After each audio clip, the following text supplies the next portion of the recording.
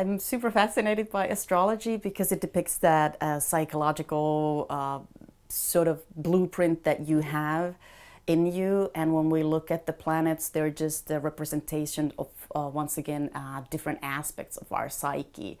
And when I look at people's birth charts, for example, that kind of gives you that blueprint that you came into this body for this lifetime to experience. And the main thing is that it gives you more compassion to yourself. So we all have our own quirks and oddities, but when you look at these planets, and you may not even be aware that, hey, I came here to this body, I gave my soul a promise to be like this in this lifetime.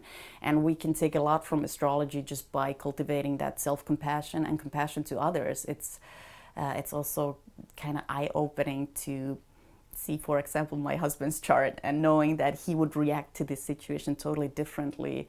And that kind of gives you the idea of how many different ways there are to see the world, and how every single person is a unique in their own perception of life. But mainly astrology is there to just have more tools and more awareness in, okay, I may have these triggers, I may be more inclined to doing things this way because I have so much fire in my chart, or I have so much water in my chart. I may be more emotional in these situations.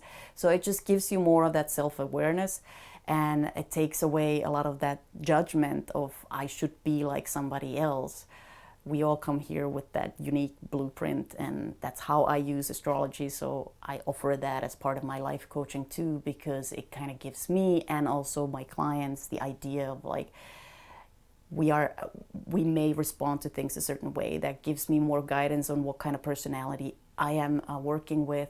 And mainly I want to let my clients know that all of you is perfect as it is, but we can always look at certain planets in their high expression of the planets, and then there's the low road. And sometimes when we get into out of alignment, and when we're not very happy, we may express more of that low road of a certain sign. So it's good to know your own elemental disposition and your planets, so that you can be aware when you're slipping into the low road of the sign.